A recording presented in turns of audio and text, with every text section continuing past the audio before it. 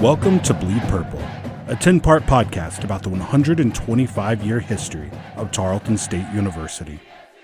Host Drew Myers will cover Tarleton's rich traditions, speak with notable alumni, and uncover the stories that give Tarleton its lasting legacy. Here's your host, Drew Myers.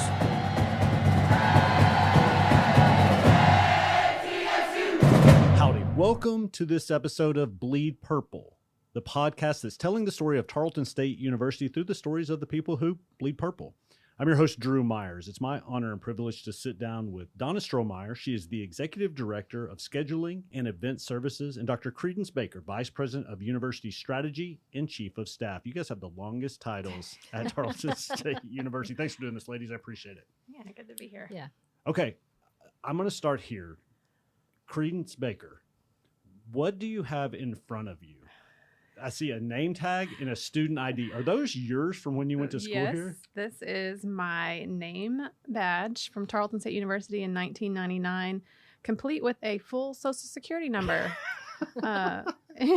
Perfect. Which is, I didn't realize until Stroh pointed it out to me. And then I also have my name badge from when I worked in the housing department for Donna's husband, Carrie, back in 2000. So I thought those would be neat relics to bring to the conversation. Relics, that is funny.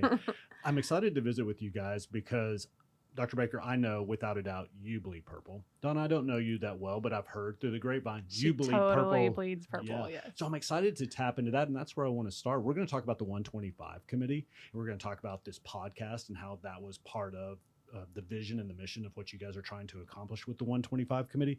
But I want to start with this. Donna Strohmeyer, what do you love about Tarleton State University?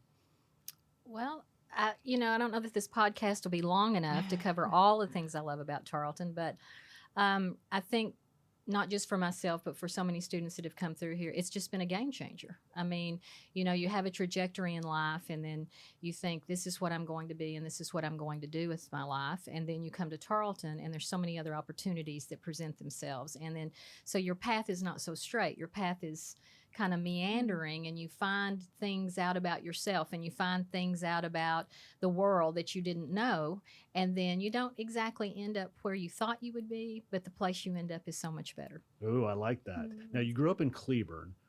What other schools were you considering, and why did you choose Tarleton? Of course, Texas A&M. I mean, everybody from Cleburne at that time, way back in the 1980s, was considering Texas A&M. And actually, my husband, not husband at the time, longtime boyfriend at the time, he came to Tarleton the year before I did. He's a year older than I am. And I came down to visit a couple of times, and I thought, well, this is kind of a cool place. So I thought, well, you know what? I'll give it 2 years here, and then I'm going to transfer to A&M.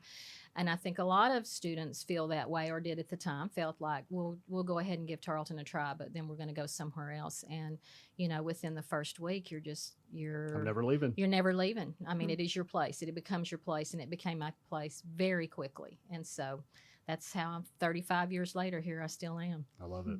All right, Dr. Baker, let's turn it over to you. I'm familiar with your story, and I think it's an inspiring story because going to college wasn't always a guarantee for you. It wasn't even on your radar growing up until you met your now husband, Paul Baker. Same story as Stroh, it sounds like, yeah. And you guys had conversations around the dinner table with his family that kind of planted that seed. So tell that story and then how you ended up at Tarleton. And one of the things I want you to tell, because I know the story, is your first introduction to this school. Well, my very first introduction to the school actually was when I was in about 6th grade or so. I had a piano camp here, which not a lot of people know. We used to have piano camps or music camps through Cross Timbers. But that was my very first experience over in the Clyde Wells Fine Arts Center, getting to play the most beautiful grandbaby piano that I'd ever heard in my life. And so, that was my first sort of experience even being on a college campus. But again, in my family, college really that's not what my family did. And so whenever I met Paul, of course, that was it wasn't if you're going to college, it's where are you going to college? And so, he came to Tarleton, and much like Stroh, I followed my high school sweetheart here, and the rest is history. So did you fall in love with it the first week also, or did it take a little bit longer than that? Do you remember the moment when you're like, this is where I'm supposed to be? Yeah, I did actually. Same as Stro. I think you quickly form bonds and friends, but I struggled as a first gen student. I struggled, didn't know you could drop a class, didn't know how to register for class, didn't know how to get my ID card with my social security number put on it. But so I had to kind of navigate that a little bit differently than Paul had. His parents both went to college, and so yeah, I had a little bit of struggle in the first semester, but yeah, you make a lot of friends. There's a lot of traditions to plug into, a lot of caring faculty that are there to help you along the way, and somehow you make your path through it and come out better on the other side. Tell people the book or the pamphlet you had. What was it? It's like How to Make Straight A's in College or something? Yeah, I had a goal to make straight A's in college, and I met my goal actually. But I had a pamphlet called The Ridiculously Easy Guide to Making Straight A's in College. And it was pretty straightforward advice. It was go talk to your professor after class, ask for help, go to tutoring resources, those kinds of things. But I felt like I needed that extra little pamphlet just to tell me as a first-gen student who'd never navigated college how to make good grades. And so, yeah. You have a heart for first-gen students, don't you? Yeah, I do. And that the university has a heart for first-generation Right. students Yep. also. Dr. Yep. Hurley's first-gen Yep. as well. Talk about that and the emphasis that the university has put on those students and what they need, because you know firsthand coming to school for the first time. Yeah, I think all of our students, whether they're first gen or legacy, have such grit. They're hardworking. They too want to make good grades. They want to find their path in life. And what was really neat for me getting to help shape the strategic plan that we're in now, Tarleton Forward 2030, is that focus on the student experience. And we really took a look at how do we lower barriers for students. And I thought about my own barriers, that not knowing how to register, that something simple as that can really hinder a student's progress in their degree. So we took a hard look at that student experience and how do we make it the most, it's not going to be easy. There's going to be bumps in the road, but how do we make it to where they can navigate that pathway? And yeah, there's definitely, that comes from my own experiences. All right, let's bring it back to you guys. I want to know how you guys met. Because what I've heard through the grapevine is you guys have a lot of good stories. You guys have a history, right? Stro, tell me how you and Credence Hatley at the time, is that when you guys met? Yeah, Credence Hatley. Credence Hatley met all these years ago. Well, before I even really met Credence, I knew of Credence because she worked for my husband, Carrie, over in housing. And so I remember he came home one day and we were just kind of just wrapping up our day. And he said, yeah, I have a new student worker. And I said, oh, really? He goes, yeah, her name's Credence. I said, Credence? And he goes, yeah. I said, are mom and dad hippies? He goes, Yeah. I don't know, but probably so. Yeah. And I said, like Clearwater Revival? And he goes, yeah. And he goes, well, that's going to be an easy name to remember. I said, yeah, it is. And so it was probably months before we really ever interacted with each other. But my husband always spoke very highly of Credence. I mean, she's just hardworking and dedicated and, all in. When you're in a project with Credence or you're working with Credence or you're friends with Credence, she's all in. And so, just over the years, she became a faculty member here and we worked on some projects together and our paths just kind of continued to intertwine. And I enjoy working with Credence. I think we're compatible on projects and we kind of approach things in the same way. And so I was very honored and excited when she asked if I would share the 125 committee with her because I knew it was going to be a lot of work, but a lot of fun. And I knew it would get done because Credence, when she's at the helm, it's going to get done. I love it. And we're going to talk about the 125 committee in just a minute. So Credence went to school here and then decided to stay and work at Tarleton. Tell that story and how that came to be. And then like your memories of Donna as you started to she doesn't even make your remember. way. I remember her. She doesn't remember me, but I wrote for the JTAC. I think it was my freshman year. It might have been sophomore year, but we had a Saturday workshop. And so they had all of us drive in and I think it was to kind of just tell us this is the policies, kind of more of a training. But I remember vividly Stro standing up and very sternly like telling us what the rules were and how it's going to be. And I just remember thinking, man, she means business. Like, and that's just Stro. If you know Stro, she is down to business, but she still cares about you. So you know that she's serious, but you also know that she cares about you, and something I really appreciate about her. But yeah, I wrote for the JTAC. I had a lot of great experiences here. A lot of people impacted my path and sort of the turns and twists in my path. And one of those people was Kathy Horrock Smith. And she actually, she had a grant through Texas A&M. And so I partnered with her to help her with her online website. And this was back when, like, you hit a button and there was this weird noise to, like, push something to the internet. But she actually taught me a lot about instructional design. And so that's actually what I ended up doing as a career field, was instructional design, because of her. So, yeah. There was a chance that you were going to go a different direction, though, right? Yeah, I actually was certified. My degree was in business, but I was certified to teach like business and computer programming and stuff like that. So I thought I was going to teach high school, and then I did my clinical teaching, and I realized quickly I'm not teaching high school. But really, I had already had the experience with instructional design, and that basically led into Tarleton happened to have a master's program with a concentration in instructional design, and yeah, that path just opened right up. So see, it doesn't help that I know Dr. Baker's story. I know it all. I know that she had a job offer on the table and they were driving from the Fort Worth area, right, Credence? Yes, Correct me if I'm wrong. And Paul, again, steps in and kind of changes the trajectory of your life. Yeah. I mean, now you're chief of staff here at Tarleton. Well, so it just did tell change. that story just real quick. Interestingly, he had a professor too that impacted his life. So Dr. Sundar was his mentor and faculty member.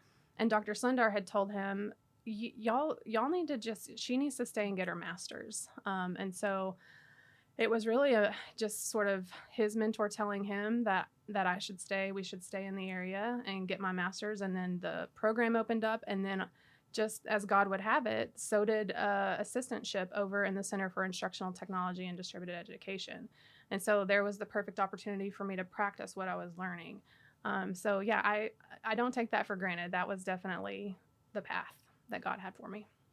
Donna, Credence has said a couple times just the people that impacted her kind of journey. That's what makes Tarleton special, right? I mean, it's special for a lot of different reasons, but it's the people that really differentiates it from other universities. Would you guys agree with that? Absolutely. I mean, it is 100% the people, the relationships, the experiences that you share. I had a faculty member, Dr. B.R. Kirkland, who was a real mentor to me. He was tough. He was a former management professor. I had him for management. Yes. And I mean, he ran it like you were a Marine. And I don't know, I gravitated to that. And maybe that was what I was exuding that day I was at the JTAC, helping those students understand how serious their jobs were. But, there were just a lot of faculty that poured into me and encouraged me and just were very clear. You can do it. Whatever it is you want to do and want to be, you can do that, And I too was a first gen student. They didn't call it that way back in the 80s. You just went to school, but neither one of my parents attended college. And so, I was fortunate to have someone here a year before me because my husband knew how to register and all of those things. But that's what was so great about it, because your peers would help you. They wanted you to be successful. The faculty and staff, much like today. I mean, it's the same place. We're just bigger and broader and more out there than we were. We truly were a little secret place, I believe, when I first started to school here. 3,500 students. We didn't have anything north of Vanderbilt Street. I mean, it was a very, very small campus. We only had 4 residence halls. Called them dorms back then. We didn't even know what the term residence hall meant. It was just a very quiet, special, secret place where you were really learning to grow up and be who you were going to be. It's not a secret anymore. Donna, I want to stay with you. I want one good story from when you were going to school, whether it was undergrad or graduate school, just one good, maybe it's a funny story, maybe it's an outlandish story, maybe it's an inspiring story, just something to just capture the essence of what it was like to go to school at Tarleton. I'm going to tell the haunted house story. You I'm not should. going to It's a use funny I'm one. not going to use names, and we're going to protect the innocent. But when I very first started to work here, which has been 35 years ago this year, and we would do a haunted house. It was in the basement of the Tarleton Center. And what was so wonderful about that is it involved students from our programming board, students from the theater department. We had an incredible instructor, Dr. Mary Jane Mingus, who was one of the most talented individuals I have ever met in my life. And she would bring the theater students over, and we would bring the programming students together, and we would work on costumes and scripts, and we would build this haunted house that there's no way with liability wise now it would ever be able to be done on the campus. And so we had a young man who was actually the student body president at the time. His father was a faculty member here, and he so wanted to be Freddy Krueger in that haunted house. And Dr. Mingus was like, I don't know. I don't think you've got what it takes to do that. And he goes, but I really, really want to do it. So one night she gave him that opportunity, which it's so wonderful that we could give students the opportunity to be outside their box, and outside their comfort zone. And so the very last room we had in the haunted house was called the spinning box. And it was this giant box. It was painted black and white, and it had a strobe light in the top. And so at the very end, we would run the group of students in there, and we would spin the box around, and then we would open the door, and they would come out on the other side. So Freddy Krueger was ready, and he was playing the part. So we had this group of young women, about 6 or 7 of them, and they were really scared. And I mean, there was lots of screaming and all these things going on. And they ran into the spinning box, and this young man, he was so excited he was playing the role, he ran right in there with them. Well, we spun that box around, and there was a lot of screaming and yelling. And I think most of that was Freddy Krueger really screaming and yelling than the young ladies. And when we opened that box up, he's laid out on the floor. And he goes, I don't know, Dr. Mingus, maybe I'm not cut out for this. This is a really hard gig, and everybody just really enjoyed that. And, Dr. Mingus was like, no, I think you've got what it takes. I think you've got what it takes, and even when I see him today, we will reminisce and talk about that, and that was such a small piece of his experience at Tarleton, but it was just so profound because he was given an opportunity to do something that he didn't think he would be able to do, but he really wanted to. And other people encouraged him and said, no, I think you're cut out to do that. And so, he's gone on to have a very successful career. But just those types of experiences where students were so engaged with one another, and it was so much fun. And, I don't want faculty to take this wrong. Most of the memories people have are not of the classroom.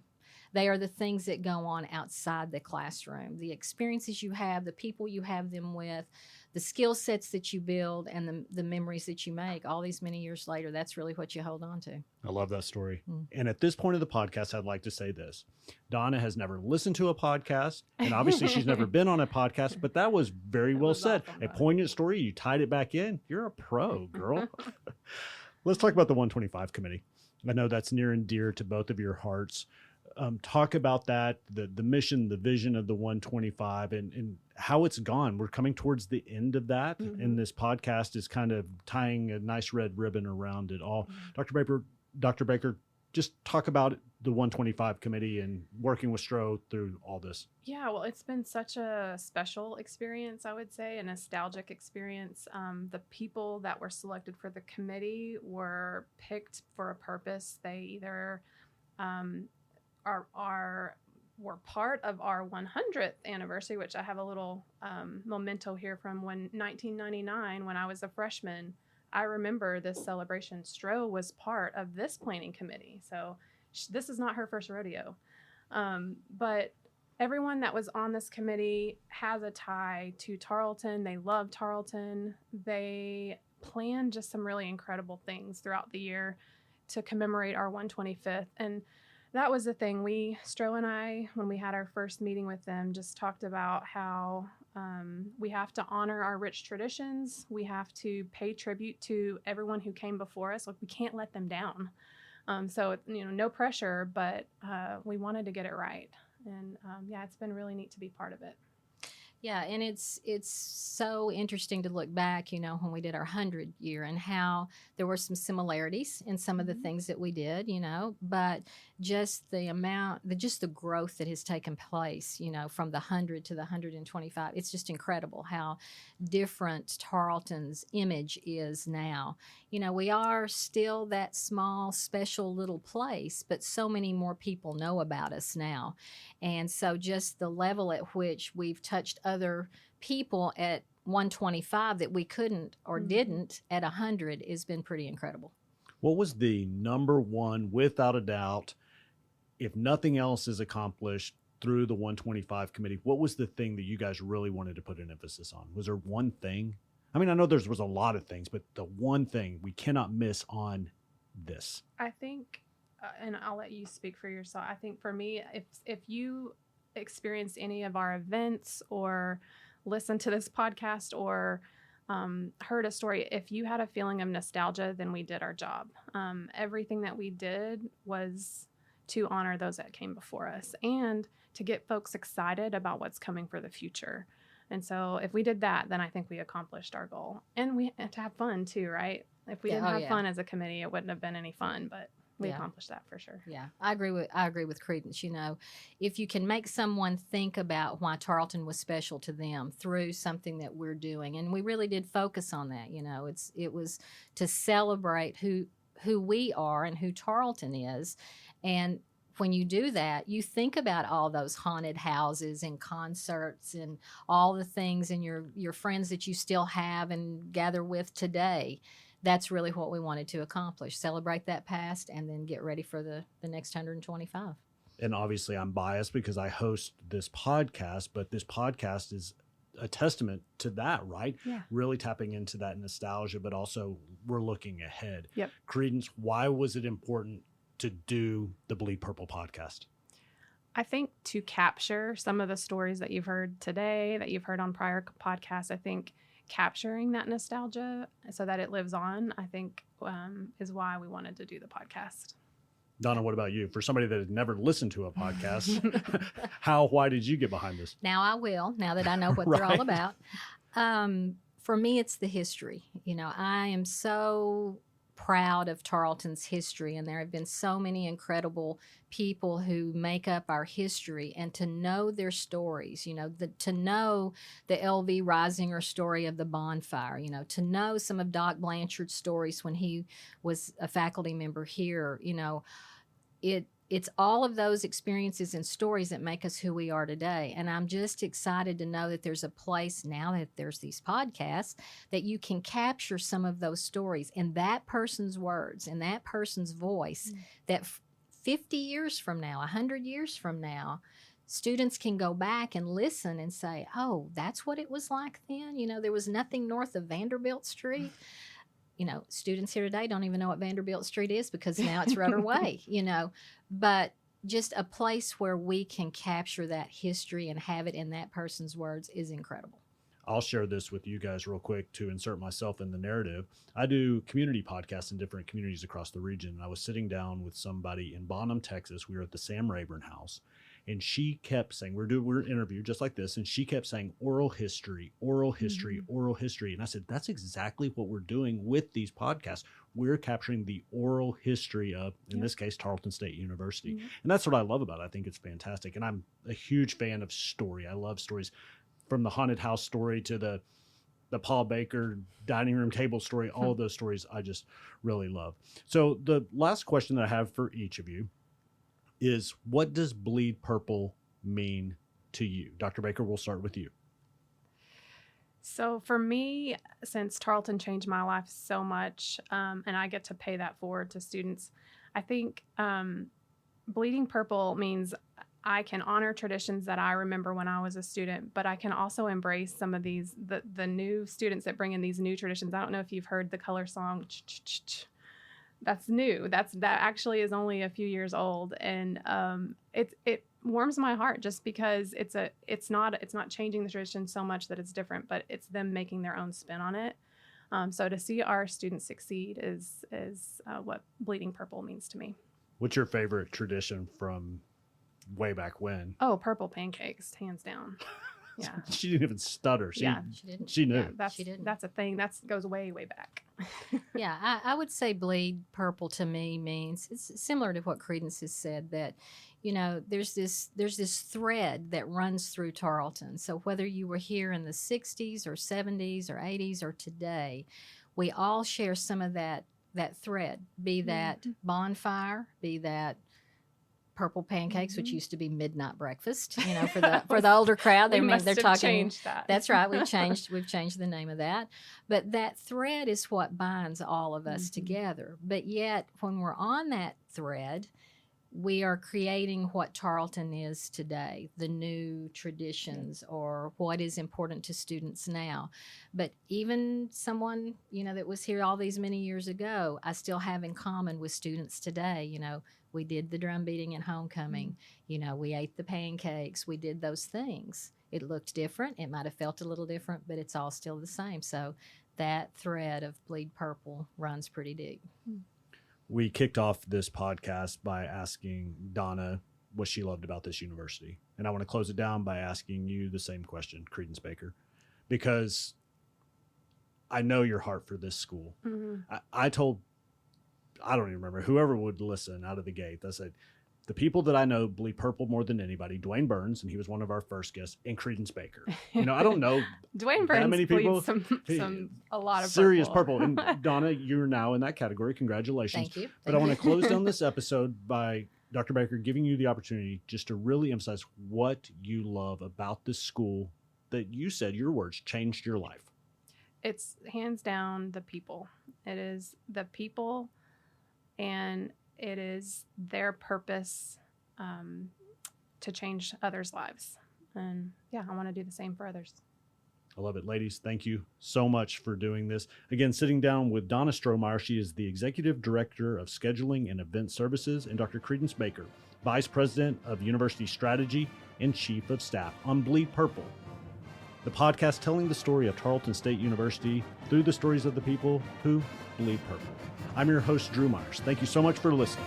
Bleed purple. See ya.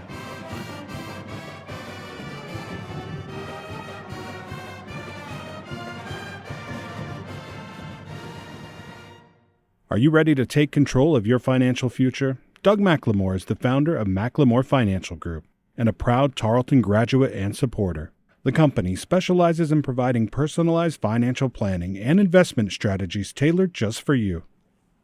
Whether you're saving for retirement, planning for your child's education, or seeking to grow your wealth, their experienced advisors are here to guide you every step of the way.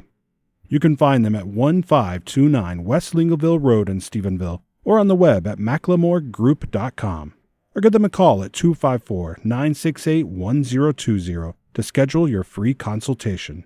McLemore Financial Group is your partner in financial success. Securities offered through LPL Financial, member FINRA SIPC. Investment advice offered through McLemore Financial Group, a DBA of Advisor Resource Council, a registered investment advisor. McLemore Financial Group and Advisor Resource Council are separate entities from LPL Financial.